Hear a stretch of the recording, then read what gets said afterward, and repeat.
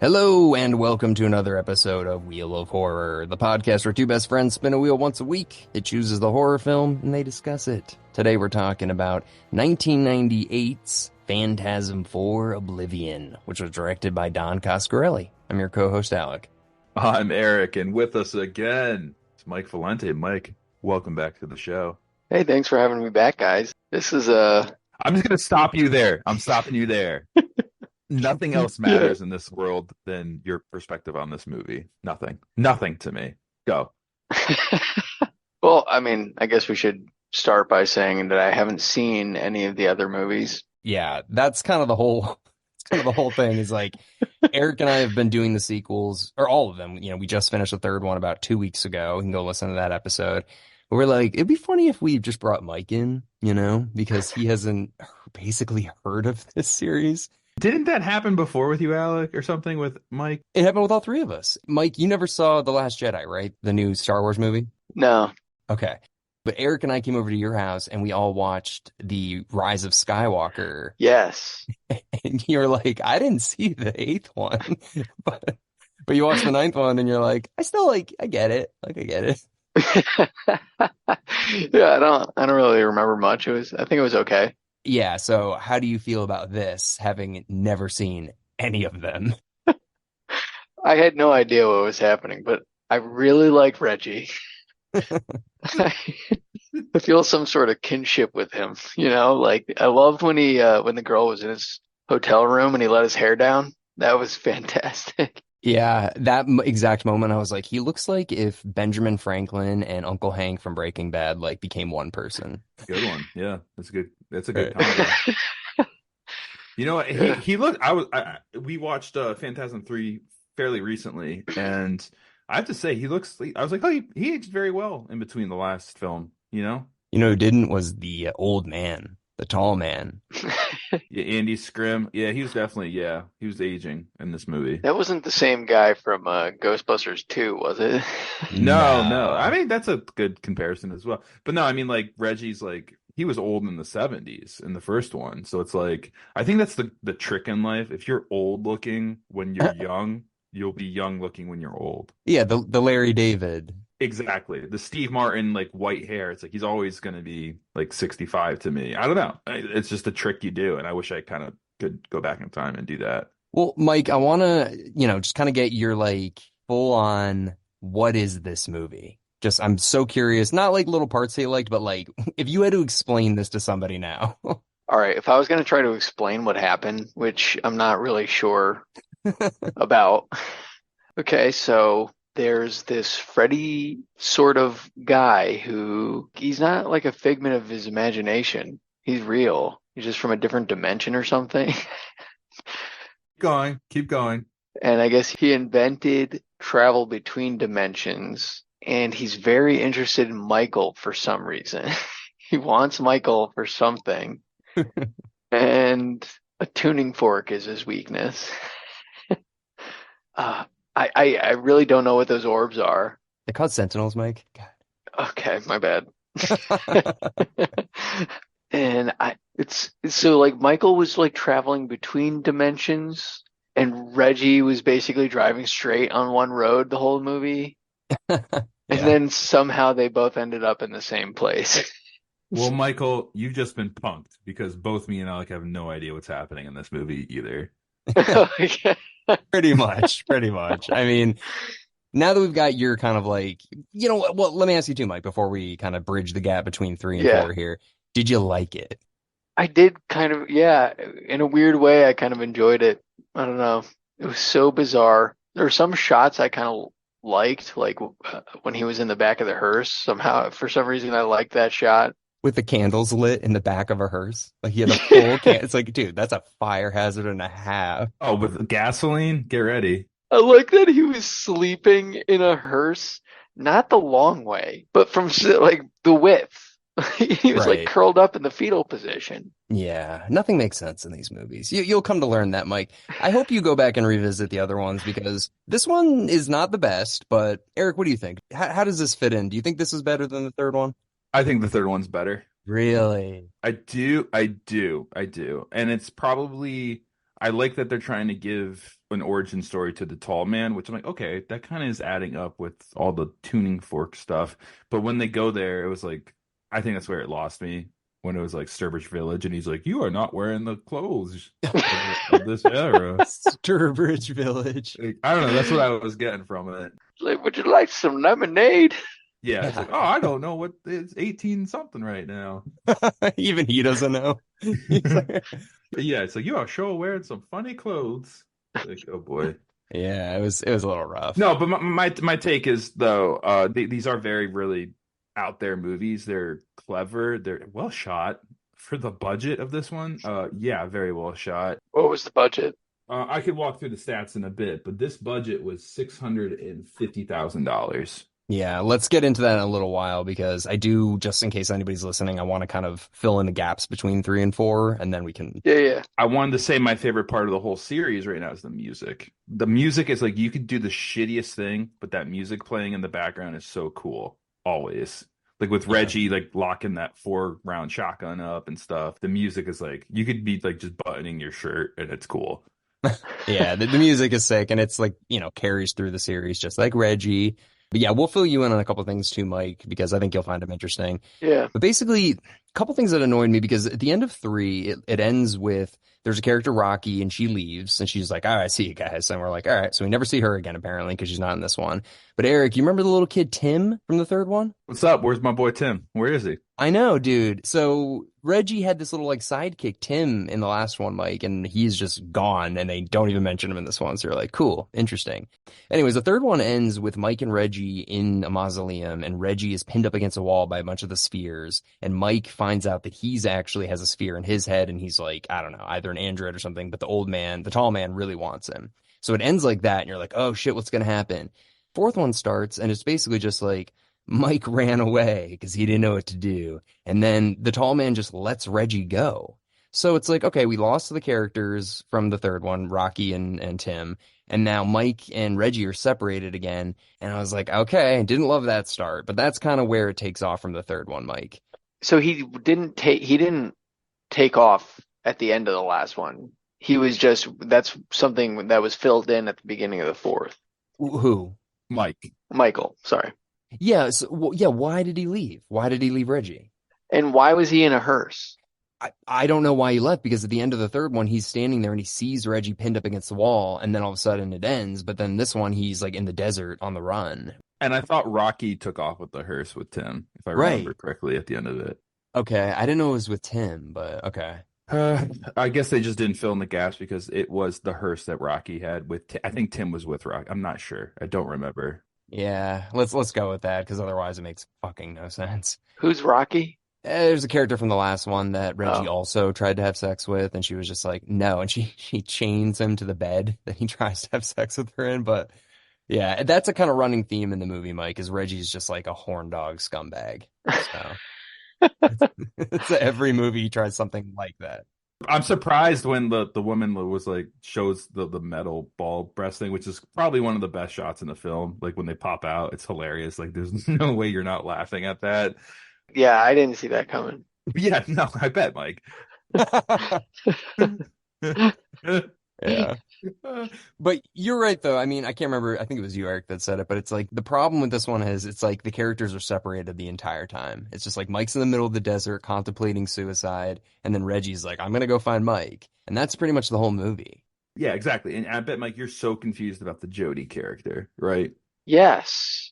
The third brother who's like, I died in the car crash. I mean, that is probably, if I was watching this the first time, I'd be like, what is going, that must have. So Al, can you fill Mike in on who Jody is? Yeah. So Mike, in the first movie, like you see a lot of flashbacks to unreleased footage of the first movie in this one, which I loved. But basically in the first movie, it's Mike and he's like 13, Reggie, he's like 35, and then Jody, and he's Mike's brother and Reggie's best friend. Jody gets killed at the end of the first one. And then in the third one, we find out that he actually became one of those spheres and he's been helping them. And then for some reason in this one, he turns evil. So we don't know if he's been evil the whole time, but in the third movie, he was super helpful and he's not in the second movie. But Jody is, yeah, Mike's brother and Reggie's best friend. So I guess the tall man sent that girl to kill Reggie? Yeah, that's so stupid too. So, yeah, there's this girl, Jennifer, and while Reggie's on the run trying to go find Mike, he just stumbles upon this woman at a phone booth and he's like, she's hot. So he starts following her. She is. Yeah, she is hot, but still. He starts following her and then he like tries to drive around her on the highway. He's like, she's going kind of slow, but I'll go around her, give her a wave, like whatever. And then there's a turtle in the middle of the road and she crashes like crazy. Like it just flips. They get like three angles, so they show all the angles of the car flipping and it like explodes. Oh God. And then of course, like Reggie's like, I'll give you a ride. And he's like, listen, I'm tired. Let's go into this like abandoned, asbestos-ridden house and potentially have sex. Like, I don't know. What do you think? With sheets that are made, like, yeah. Yeah, the pizza that's not moldy. What do you guys think that was? Because they never show they never show the outside of it. So it's like, I think we should stay here. She's like, ew. Like, what is that? Also, why didn't he bring in the sleeping bags? He did. No, they had sleeping bags on the bed. I mean, No, they were sleeping under the covers. oh, okay, I thought it was sleeping bags, but he has the couch pillows, which are like ratty, disgusting, and he's using those as his pillow. It's like, oh God, it's so gross. Yeah, I can only imagine. Oof. And come on, listen, this woman, you're gonna tell me she doesn't know Reggie at all, and she's just gonna be like kind of getting naked in front of him, taking a shower, just like, come on, come on. Yeah, I mean, well, she is a stripper. Is she? Yeah, she said that. What'd she say? Something about dancing. I don't know. Oh, I must have missed that. Yeah. Yeah, she's like I've danced in worse places. Oh. Or no. She said that this reminded her about the club she used to dance in or whatever. All right. So if it's worse than that place, my God. But yeah, so basically Reggie and Jennifer are just kind of like whatever on a little completely wasted side quest because Jennifer ends up being evil and they get in a fight and he kills her. So it's like, cool. But the whole time Mike is having like a fever dream nod to the Doors movie of just like being in the desert and seeing the tall man and then seeing like, portal to another dimension. But why do you guys, I mean, Mike, I don't think you'll be able to answer this, but Eric, why do you think he was going to kill himself? To like get out of his spell. It's like the only way out is that. Get that guy out of his head. Yeah. I just feel like he's trying to find a loophole to beat the tall man. Yeah, and it doesn't work because he tries to kill himself and the tall man's like, that's for me to do. Or Mike's like, fuck. But, Mike, what'd you think about the Jawa things, like, coming out of nowhere? Oh my God, yeah, like the thing that just kept popping up in the window. The window and, like, the rocks and the desert and stuff. It would just come out of nowhere. Between that and the little old lady in the rocking chair, she popped up a few times too. Yeah, we've never seen her before either. That's completely random. I think that's the tall man, Jebediah's wife, I think. But Eric, do you want to explain to Mike like what the dwarves are, like what the tall man's doing, like what this all is? I don't even remember what the dwarves are. What are they?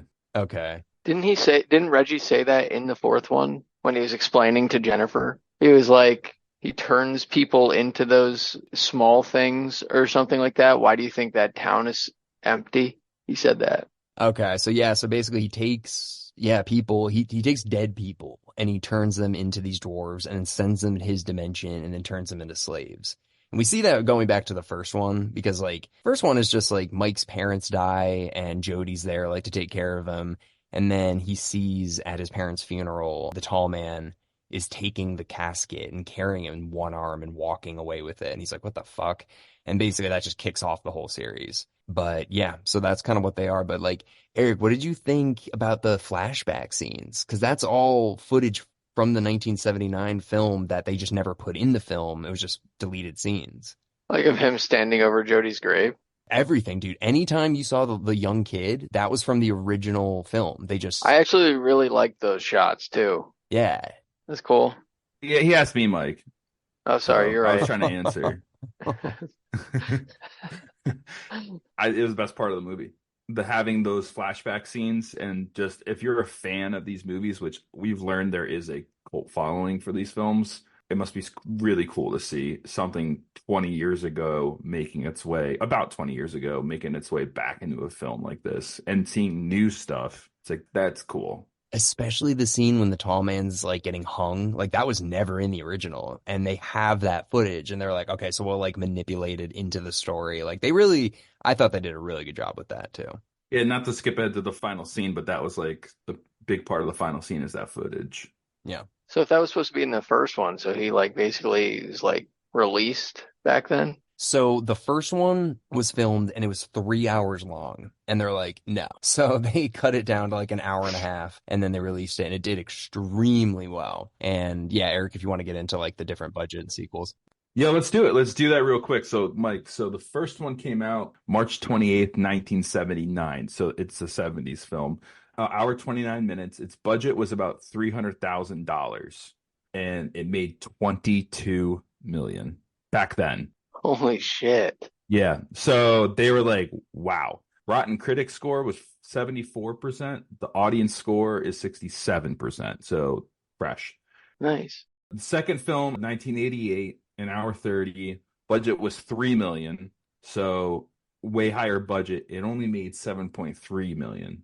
So it's like, all right, we made double our money. The third one came out in 1994. Now, by the way, there's a 9-year gap between the first and second one. Oh, and really quick, the first two were the only ones in theaters. They all went to VHS after that. Yes. The third one was released on video in 1994. I don't know any numbers of how much it made, but its budget was 2.5 million again. And Rotten Critics score was 44%, Rotten Audience 43%. So you can start to see the downfall of money. It's almost like hey, we hit big the first movie, let's try it again, and it's like, all right, let's stop. Yeah. So the fourth one, which is the one you just watched, came out in 1998. That's 19 years since the first movie. Hour 30 exactly. Its budget was $650,000. Critic score was the worst so far of 29%. Rotten Audience was also the worst so far with 42%. Yeah, I mean, I think it makes sense. I still like this one, I think, a little more than the third one. I mean, even though the characters aren't together at all. It has its cool parts and stuff, but it's very disjointed.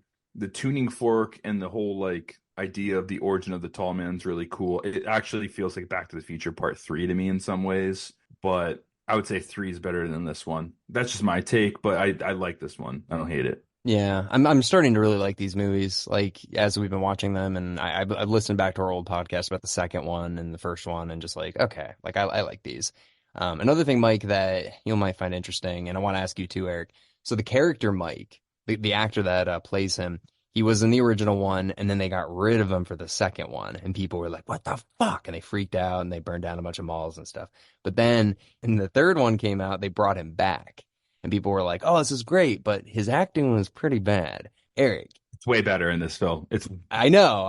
way It's like you're right. You're right there. it's Yeah. like night and day how much better his acting is in this one. And that's not saying much. He's not like, fucking Robert De Niro or anything. No, you're right. Then something about the third one, he came back. He must be rusty from not acting since 1979, but I don't know, whatever it was, but I agree with you. Yeah, it's much better. So they brought him back, and everybody liked that. And then the other thing is the Don Coscarelli, the writer and director. He's done all of them, all 5 of them. This is like his baby. This is his project. He directed all of them except for the 5th one, which we still have to do. Oh, that's right. I think he wrote that one. Yeah. But he's involved. He's involved with it. Yeah, Right, he produced it at least. There's a fifth one. You bet. Oh, Michael, wait, you think it ends like this, Mike? Come on. We have no idea. We've never seen it. Can I give a little backstory to Mike too? So when we started this Wheel of Horror podcast in 2020 when pandemic was going on, one of my coworkers pretty much told me like, "Oh, you guys should do Phantasm." I've never even heard of this movie series, anything. And since then, we've just done it. I was at a wedding and I was like, "Yeah," and he's like, "You should do Phantasm. It's really cool." And like that was it. Yeah, I had never heard of it. You never even heard about it, right? You've never No. heard of Tall Man. Nothing. No poster you've ever seen. Like I saw it. I saw it when I was a kid. you did. I did not. And yeah, so I always thought that was cool. Yeah, and then my mom showed it to me when I was very young. But another thing I want to ask you, Mike, do you think that the Elder Scrolls series ripped off this movie's subtitle? Yes, I do.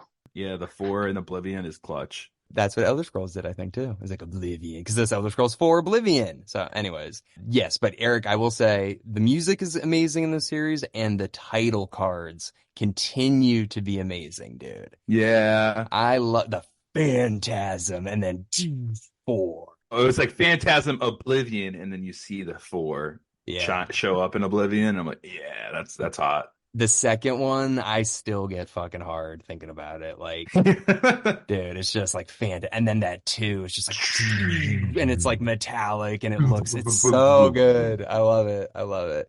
Yeah, Tall Man has become one of my like favorite like horror villains, even though he kind of lets people get away a lot and he's always just like, I'll let you go away for now. I'll get you later. It's like, why? Just kill him now. Yeah, and the whole thing with the boy, like I love that thing that he does. Like boy, that's all the way from the first one, but also the walking is like the Yeah. coolest thing. The like you've seen him walk the streets, Mike, where you hear just footsteps. I love that shit. I thought that was hilarious though, because I was like, oh, it's just an old man walking down the street. Oh He no, it's didn't scary. he didn't look particularly tall. It was a good shot too. That one with the empty street too, and all the lights are still red. I was like, yeah, that's a tight shot. I know. I love Do you that, think dude. Big Trouble Little China took their villain from this? Maybe? I mean, other than the fact that he's Chinese, but Yeah, I was gonna say.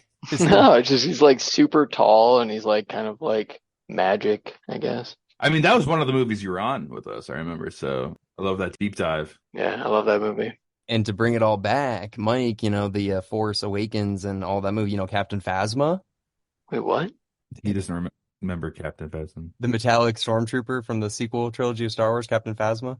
I don't remember that. Okay, never mind. The character is named after this movie because of the balls, because she's metallic, and the character Phantasm, Phasma. Anyways, She has balls? no, never mind. Oh, it's the Sentinels. All right. I don't know. I'm enjoying this series. We just got to do the last one, Eric. Unfortunately, the fifth one's not in this wheel, but our summer wheel's hitting really soon, and that's going to be absolutely on the summer wheel. Sign me up. I gotta know what happens next. Yeah, you got to know. I want to. But that's also the final installment, Mike. Like they're done. Like Yeah. the Tall Man is also in it. It came out in 2016, so he must have been. How old is he in that movie? He's got to be in his 90s in the fifth one. He died when he was 89, so he died in 2016 when the movie came out. So probably not in his 90s then. Yeah, he was 89 when that movie came out and he died. Yeah, I was about to say he had to be at least like 90, but yeah, 89. So this one, Mike, to put that in perspective, this one came out in 1998. The next one, the fifth one, came out in 2016. Yeah, big jump. Wait, he died before the last one? No, he's in the last one. The Tall Man's in the Okay. last one. I don't know into what capacity. I don't think it's going to be much, but so that's 2016 minus what is it? 2016. I can't do quick math. Minus 1998. That's another 20-year difference almost. Yeah, it was 18. So think of that. That's crazy.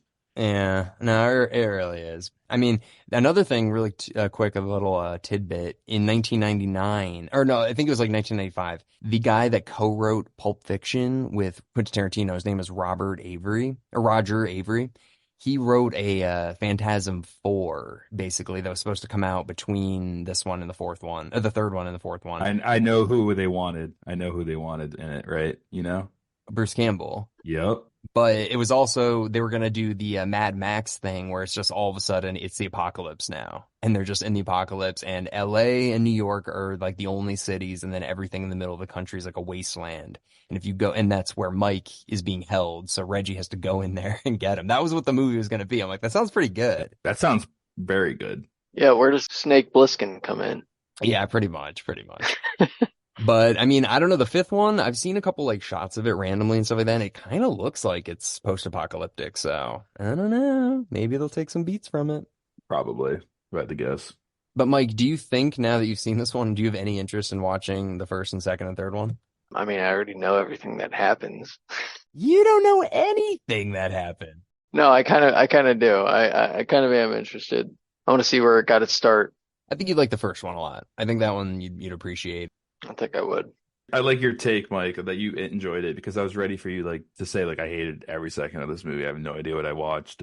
But you liked it. No, I was ready to watch like a flaming piece of garbage. Yeah, it's not a piece of garbage. I was ready for you to say that, and I was going to say, do you realize that our lifetime average has about 692,000 hours to it, and you just wasted like 2 of them? Yeah, pretty much. You'll never get that time back. No, I mean, I think that was like my, expectations were so low Right. that they actually exceeded them. Yeah. Yeah, you got to go into this series with pretty low expectations, but Yeah. You do that and you're going to enjoy it. yeah. But music's good, stories all over the place. You can tell the budget definitely got lowered.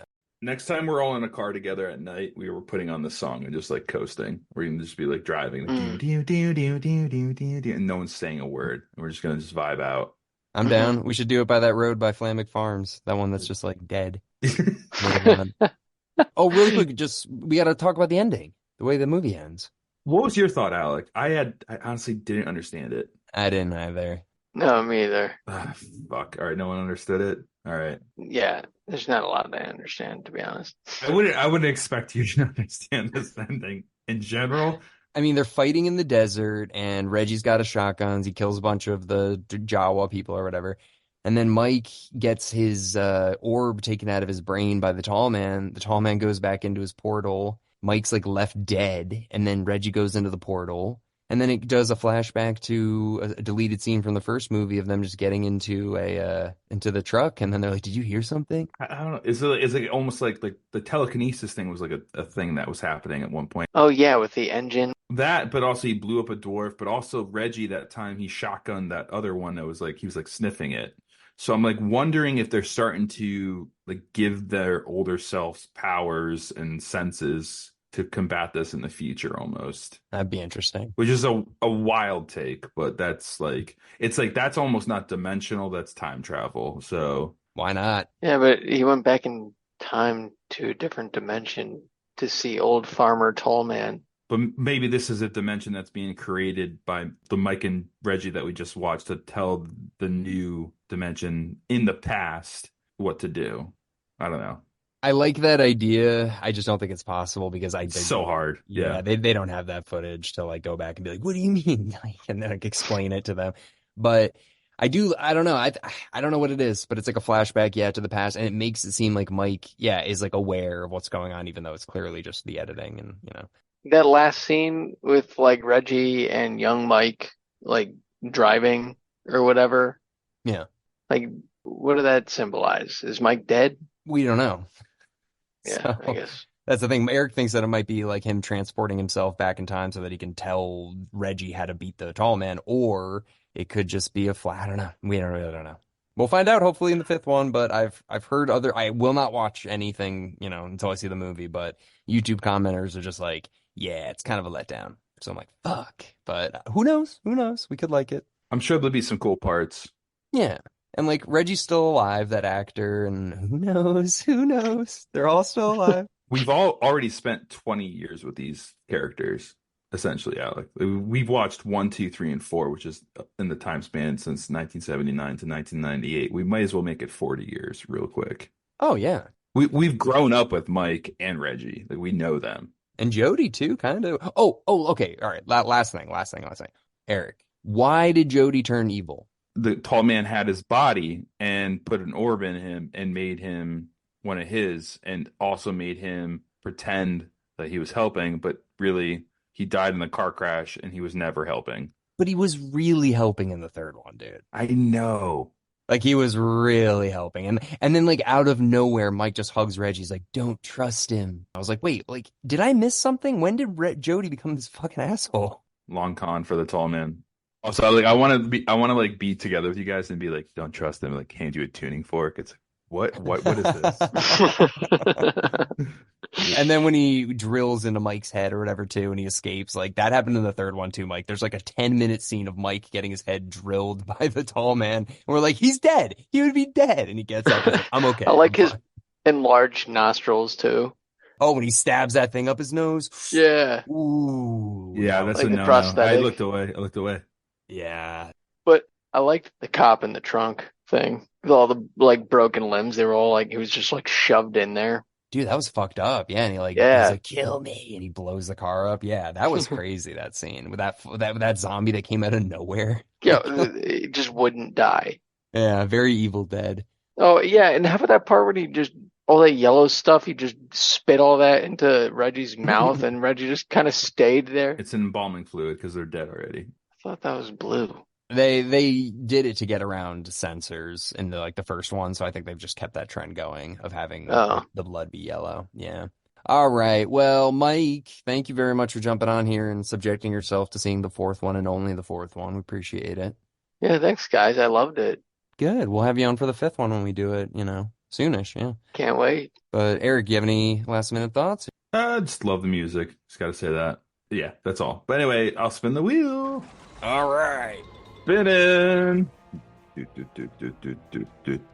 Another sequel, Yeah. Pet Cemetery 2. So we have James Boyland who did the first one with us. I'm going to text him now and reach out and see if he's interested in jumping on, which would be fun because we did that one a long time ago. And this is with Eddie Furlong from Terminator. And Mr. Krabby Patties from SpongeBob. What the hell? Clancy Brown. It's Clancy Brown, too. Get ready. It's going to be great. You're missing out, Mike. I've heard this one is insane. I can't wait.